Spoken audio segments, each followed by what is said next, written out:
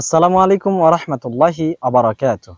ইন্নাল হামদালিল্লাহি ওয়াহদা ওয়াসসালাতু ওয়াসসালামু আলা মান লা নাবিয়্যা বা'দা আম্মা বা'দ। সম্মানিত উপস্থিতি, আমরা আলোচনা করছি দুনিয়ার মোহ থেকে বাঁচার উপায়। দ্বিতীয় পর্বে এসে 4টি পয়েন্ট আলোচনা করছি।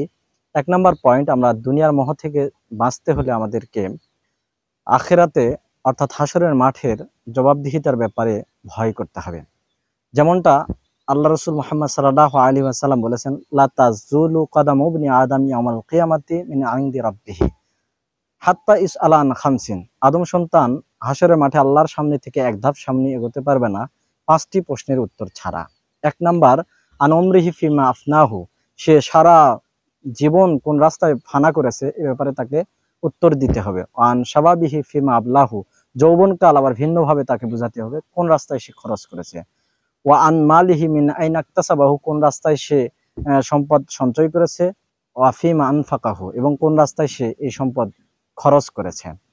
সম্মানিত উপস্থিতি, 5 নাম্বার প্রশ্নের উত্তর দিতে হবে তাকে ওয়া মাজা আমিলা ফিমা আমিলা, তার এলেম অনুপাতে কতটুকু সে আমল করেছে। তাছাড়াও আল্লাহ তাআলা বলছেন, আল ইয়াউমা নাখতিমু আলা আফওয়াহিহিম ওয়া তুকাল্লিমুনা আইদিহিম ওয়া তাশহাদু আরজুলুহুম বিমা কানু ইয়াকসিবুন। হাসরের মাঠ খুবই ভয়াবহ মাঠ। সেই দিন মানুষের হাত পা মানুষের বিরুদ্ধে চলে যাবে।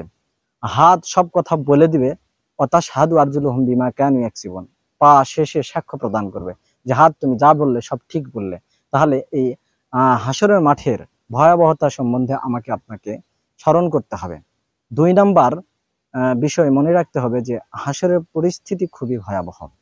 কেননা আল্লাহ তাআলা বলছেন, ইয়াউমা ইয়াফিরুল মারউ মিন আখিহি ওয়া উম্মিহি ওয়া আবিহি, সেদিন মানুষ তার ভাই থেকে পলায়ন করবে, তার মা থেকে, তার বাবা থেকে, ওয়া সাহিবাতিহি ওয়া বানি, তার স্ত্রী, বন্ধু বান্ধব এবং সন্তান সন্ততি থেকেও মানুষ পলায়ন করবে, নিজে ব্যতিব্যস্ত হয়ে পড়বে। এজন্য আসুন আমরা ওই আখিরাতের কথা চিন্তা করি, তাহলে দেখা যাবে দুনিয়ার মোহ আমাদের কাছ থেকে কেটে যাবে। 3 নাম্বার, এই দুনিয়াতে যে কোনো বিষয় নিয়ে অল্পে তুষ্ট থাকতে হবে। যদি আমরা অল্পে তুষ্ট থাকতে পারি তাহলে অবশ্যই দুনিয়ার মোহ আমাদের কাছ থেকে কেটে যাবে। আল্লাহ রসুল মুহাম্মদ সাল্লাল্লাহু আলাইহি ওয়াসাল্লাম বলেছেন, ওয়ারদ বিমা কাসামাল্লাহু লাক, যদি তুমি আল্লাহ তোমার জন্য যা নির্ধারণ করেছে তাতেই সন্তুষ্ট থাকো, তাতেই রাজি থাকো, তাহলে কি হবে? আল্লাহ তাআলা তোমাকে কি করবেন? তাকুন আগনান নাসি, তুমি মানুষের মধ্যে সবচেয়ে ধনী হয়ে যাবে। সুবহানাল্লাহ। তাই আসুন আমরা যে কোনো পরিস্থিতিতে অল্পে তুষ্ট থাকি, যা পেয়েছি তাতেই সন্তুষ্ট।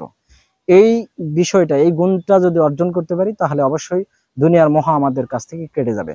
আর 4 নাম্বার সর্বশেষ যে বিষয়, সেটা হচ্ছে কাফেরের জৌলুস দেখে প্রতারিত হওয়া যাবে না।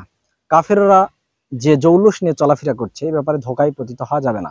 আল্লাহ তাআলা সাবধান করছেন, লা ইয়াগুররান্নাকা তাকাল্লুবুল লাযিনা কাফারু ফিল বিলাদি, কাফেরদের দেশ বিদেশে বিচরণ করা দেখে তুমি ধোঁকায় পতিত হয় না। মাতাউন কালিল, তারা যে ভোগ করছে এই সামগ্রী খুবই অল্প।